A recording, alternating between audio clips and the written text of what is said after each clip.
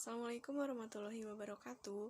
Perkenalkan, nama saya Sarah Nur Fadila dengan NIM 2004648 dari Teknologi Pendidikan kelas A 2020. Nah, pada kesempatan kali ini saya akan mempresentasikan artikel ilmiah yang saya susun dengan judul Pengaruh Tes Diagnostis Kesulitan Belajar dan Remedial Teaching pada Hasil Belajar Peserta Didik. Pada bagian abstrak, saya menjelaskan sedikit terkait pengertian dari tes diagnostik dan remedial teaching.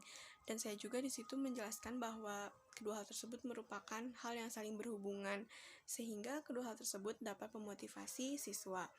Nah, pada artikel ini saya menggunakan metode studi literatur dalam mengumpulkan sumber.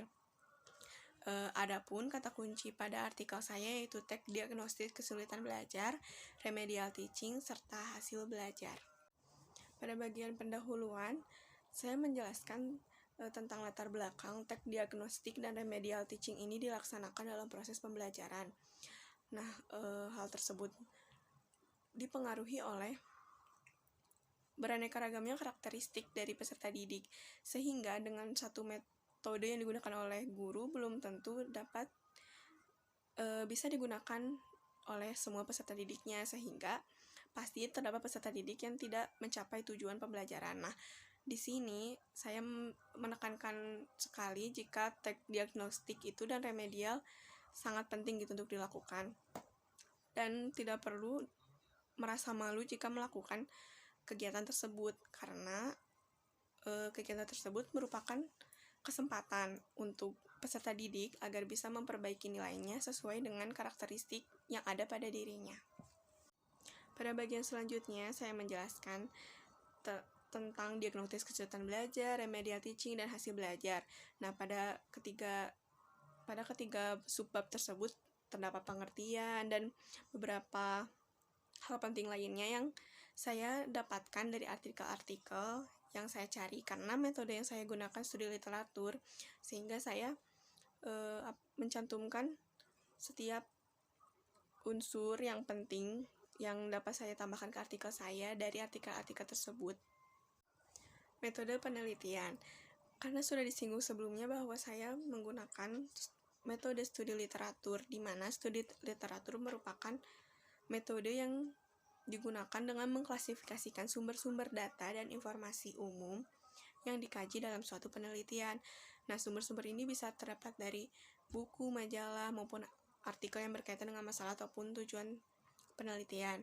Nah, saya sendiri mencari artikel-artikel tersebut atau mencari sumber-sumber tersebut melalui Google cendekiawan dengan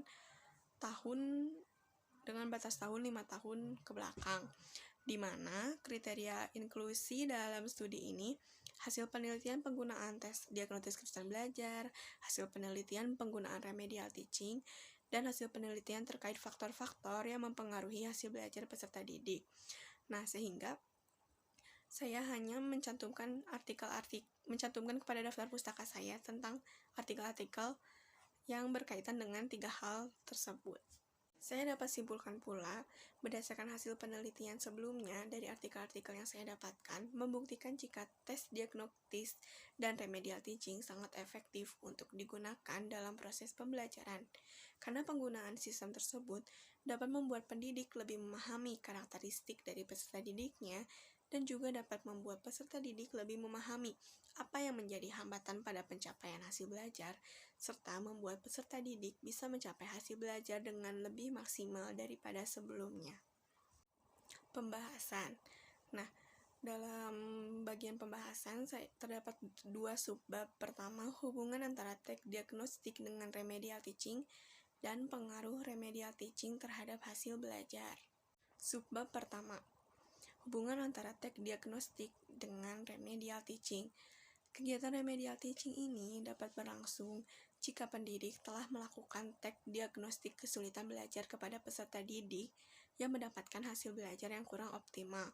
Jadi bisa diibaratkan jika kegiatan remedial teaching ini merupakan langkah selanjutnya dari tes diagnostik, karena dari tes diagnostik ini dapat diketahui hambatan, kesulitan belajar yang dihadapi oleh peserta didik.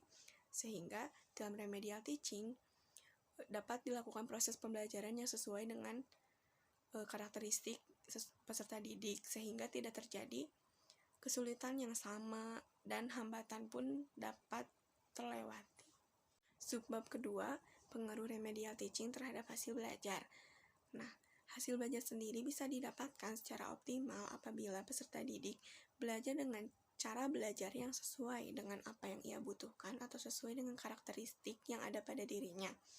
Jika pendidik kurang tepat menggunakan suatu metode ajar, maka mereka mendapatkan hasil belajar yang kurang optimal, sehingga di sini diperlukannya kegiatan remedial teaching sebagai pengajaran perbaikan dengan metode ajar yang berbeda yang telah digunakan sebelumnya guna mencapai hasil belajar yang optimal sesuai dengan karakteristik yang ada pada peserta didik.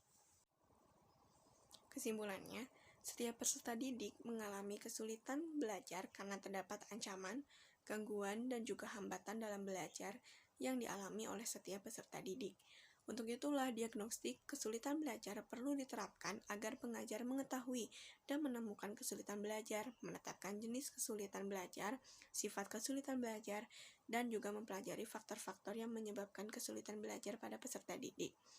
Nah, karena faktor-faktor tersebut, remedial teaching perlu dalam proses pembelajaran guna mencapai tujuan pembelajaran agar dapat dicapai oleh setiap peserta didik dengan usaha yang maksimal. Cukup sekian presentasi dari saya. Wassalamualaikum warahmatullahi wabarakatuh.